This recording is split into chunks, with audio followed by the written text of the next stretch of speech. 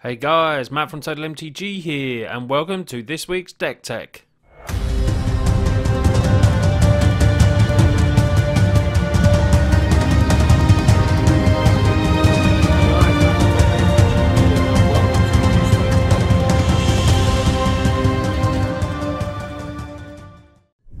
So guys and girls, before we start looking at the deck, don't forget to smash that like button. It really does help support the channel. And if you're new to us, you can hit that subscribe button as well. It really does help.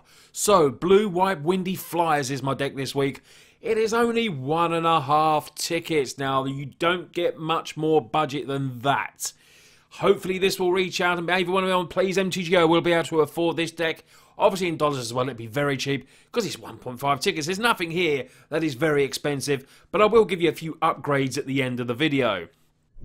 So, what is the deck? It's not mainly built around it, it's a Flyers deck, but Favourable Winds is the card that basically everything draws towards in this deck, and will hopefully is our anthem enchantment, and will make our Flyers a hell of a lot bigger. We've got 30 in total. We will just be flying the skies with our creatures, and this will give them all +1/1, and hopefully we can get this in multiples onto the battlefield. So we're going to start off by looking at the first of our 30 creatures. We start off with a 4/of Siren Stormtamer. 1/1 for 1, Siren Pirate Wizard is what it is. It also has the ability, because we are blue, and you know I love a bit of blue, you can sacrifice it by paying 1 blue and counter target spell or ability that targets you or a creature you control. Sometimes it's a bit annoying when we've got multiple, anthems on it. It's a 1/1, it's a 2/2, it's a 3/3. But it can save something better, and Siren Stormtamer is a very good 1-drop for us. The Plunderer is in as well, Skyship Plunderer. When it deals combat damage to a player, for each kind of counter on it, you put another counter on. We've got, as you can see, we've got raid abilities with Stormfleet Aerialist.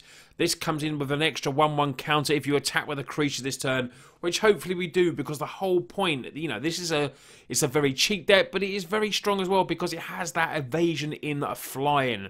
There's a few good creatures out there at the moment flying. Rekindling Phoenix is used a lot, but we've got 30 flyers, so we're really, we're not going to hopefully meet many decks that have ultimate flyers like us unless we do meet that mirror match. Very unlikely you will though. So like I said, the Plunderer can come in, maybe give an extra counter. The Fleet Aerialist might be a 1/2, but it could be a 2/3. It could be a 3/4 for 2 mana. We run 4 of them and 3 of the Plunderer. The next creatures, we run our Warkite Marauder. This was from the new set of Rivals of Ixalan. I really like this card. I thought it maybe might see a little bit of modern play, but I haven't seen it just yet. When it attacks target defending creature player controls, they lose all their abilities and just become a 0/1 till end of turn. So yeah, if they've got the bigger creatures, this can turn their flyer into a 0/1 and our little flyers can just fly over the top. But hopefully with an anthems, they will be a bit bigger. Area Responder 2/3/1. It is double white, but it's flying, vigilance and lifelink. This can be an absolute beast of a card. Really help you against the aggro decks, the reds and, the other mono black and red stuff like that that's going out there at the moment. You get your counters on this, or maybe even, you got the anthems out, you're attacking, gaining maybe 3, 4, 5 life a turn. It's really good. They will target this creature very early, I will say though. Then we have Nimble Obstructionist, a bit like Siren Stormtamer. It's blue, it's got a little ability, sort of the control element that I like in my decks. When you cycle it, you can counter target activated or triggered ability. That is the cycle ability to get that counter target activated or triggered ability you don't control. But if not, it's a 3/1 flash flyer. Come down 4/2, 5/3. Like I say with the counters and anthems, this can be a great beater just for 3 mana. So we go on to the next 3 creatures here. We have Siren Lookout. Has the explore mechanic, so you get to put the card in your hand if it's a land. When it enters the battlefield, you have to reveal that top card. And if not, you get a 1/1 counter on it, so it becomes a 2/3. But like I said, could be bigger. Resplendent Griffin as well. Ascend mechanic. The City's Blessing, which we possibly could have. We have 30 creatures. 30, even if we do face a lot of, a few board wipes in decks, we've still got enough creatures to come back and keep pecking away as our little flyers will do. And this, when it attacks, just gets bigger if you've got the City's Blessing, where you get to put a 1/1 counter on it. I really do like Resplendent Griffin in this deck. Spire Patrol is there, the Patrol Control Flyer. It's a 3/2 for 4. When it ends the battlefield, you get to tap target creature an opponent controls. That creature doesn't untap during its controller's next untap step. Like the Siren Storm Tamer, we've got a few creatures here that help with a control element. It's blue, it's white, it's going to have that, and it will help us hopefully control the board state a little bit. The final flyer we have is Cloudblazer, just a 2-of, because it does cost 5 mana. But when it ends the battlefield, we gain maybe some important life, and we get to draw a couple of cards as well. We do run some glimmers, as you will just soon see as well in the spells. There is 2 glimmers to help with that card draw. Scry 2, draw 2 cards, you get energy. We're not NG based deck, but like I've said in previous decks before, Glimmer is just an absolute, it's a great card for drawing cards in Standard. There's a couple of negate as well to counter target non-creature spell. And the all-important favourable wins of 4-of. Creatures you control with flying get +1/1. And guess what? We got 30 flyers and they're all going to get bigger. The land base for this is cheap. It's very, very basic. It's islands and plains, and we have a 4-of meandering river. Obviously, you can up these the land base, put in better quality lands if you want. But I'm keeping this at 1.5 tickets, like I say. So this is our basic land. So let's take a look at the sideboard now for the blue-white windy flyers. We got a 1-of Gideon's Defeat there, because that's going to help with a Gideon's Planeswalker. If nothing else, it will help deal with that. So we got that as a 1-of. Unsummon there, quick little bounce spell. Return target creature to its own hand, just for 1 single mana. To help us with a few graveyard decks, we got a Sentinel Totem there. Sorcerer's Spyglass, Planeswalkers, that's there to help us with that. And the extra couple of negate that we may need, because people will bring in removal for our deck. They're going to have to, because we're just going to be flying in the skies and flying over. So we're going to make that maybe negate. We might have to make it up to the full play set.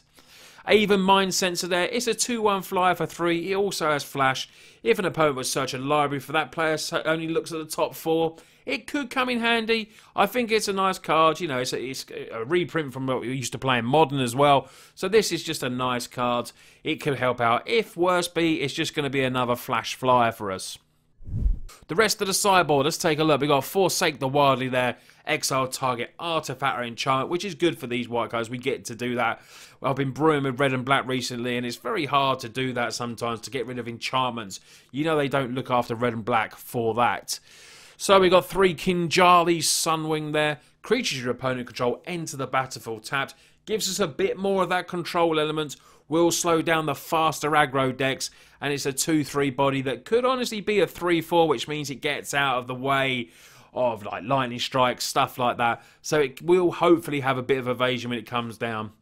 Dust to Dawn is there as well, just as a 2-of. This was a late addition for me, but destroys all creatures with power 3 or greater. So on the times that we don't get the Anthem, we've literally just got little flyers, and the people are just, your opponent is just overtaking you maybe with big dinos, big Murphy, everything's getting bigger. This will hopefully clear the board, and then we've got a lot of 2 power or less, and then with the Dawn, they can come back. So I've named just a few, just 3 cards here that would, if you want to improve the deck, you could make way for these. The ultimate card to bring in, but it's a lot. I literally think it's about 5.5 tickets. It's Angel of Invention. That would be an absolutely epic card for this deck. It would give all our other creatures +1/1 as well. You can fabricate it. It's flying, it's vigilance, it's lifelink. It would be a great addition. So if you've got them in your collection, chuck them in there. Maybe just make way for them. Maybe you want to take out the Spire or even the Cloudblazer. This is obviously a definite upgrade for that. Authority of the Councils, we do have Kinjali's that is good, but Authorities obviously is a 1-drop and very, very decent as well. But that's, it's not an inexpensive card. It is still budget. It is 2-3 tickets, I think. But, it's not, it would make a big, big dent into your wallet if you put it into the deck as it is. And it would be nowhere near 1.5 tickets.